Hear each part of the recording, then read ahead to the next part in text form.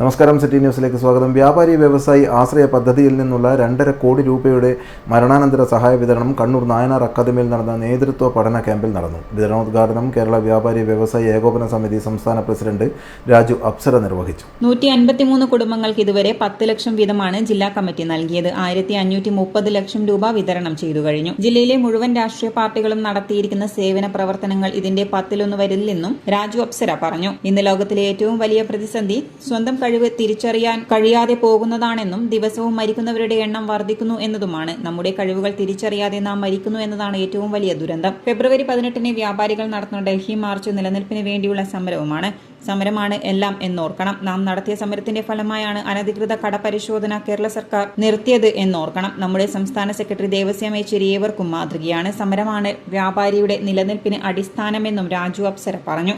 നിങ്ങൾക്കറിയാം, GSTയുമായി ബന്ധപ്പെട്ട് നാം നടത്തിയ സമരങ്ങളുടെ ഫലമായി ഇൻപുട്ട് ടാക്സ് ലഭിക്കാത്ത ഇന്ത്യയിലെ 15 ലക്ഷത്തിലധികം ആളുകൾക്കാണ് GST വേണ്ടാന്ന് കേന്ദ്ര GST കൗൺസിൽ തീരുമാനമെടുത്തത്.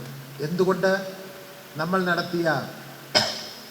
പത്രങ്ങൾ നടത്തിയ പ്രസ്താവന അടക്കം ദേശീയ തലത്തിൽ പത്രമാധ്യമങ്ങൾ അടക്കിയ പ്രസ്താവനകൾ, രാജ്ഭവൻ മാർച്ച് അടക്കമുള്ള കേരള വ്യാപാരി വ്യവസായി ഏകോപന സമിതി ഇന്ത്യയിൽ നടത്തിയ സമരത്തിൻ്റെ ഫലമായിട്ടാണ് ഇന്ത്യയിലെ 15 ലക്ഷത്തിലധികം വ്യാപാരികൾക്ക് സഹായം ലഭിച്ചത്. നമ്മുടെ സംസ്ഥാനത്തും 62,000-ഓളം ഇൻപുട്ട് ലഭിക്കാത്ത വ്യാപാരികൾക്ക് അതിൻ്റെ പ്രയോജനം കിട്ടിയിട്ടുണ്ട്. അതായത് തോമസ് ഐസക്കിനോട് പറഞ്ഞത്, കേന്ദ്ര ഗവൺമെൻറ് 330 കോടി രൂപ പ്രതിമാസം നഷ്ടം, ചെറുകിട വ്യാപാരികൾക്ക് 3600 കോടി രൂപയിലധികം ലാഭം പ്രതിവർഷം. ലാഭം എന്ന് വെച്ചാൽ നമുക്ക് നഷ്ടപ്പെടേണ്ടത് തിരിച്ചു കിട്ടിയത് നമ്മുടെ സമരത്തിൻ്റെ അടിസ്ഥാനത്തിൽ. സമരമാണ് വ്യാപാരികളെ സംബന്ധിച്ചിടത്തോളം നമ്മുടെ നിലനിൽപ്പിന് ആധാരമായിട്ടുള്ളത്.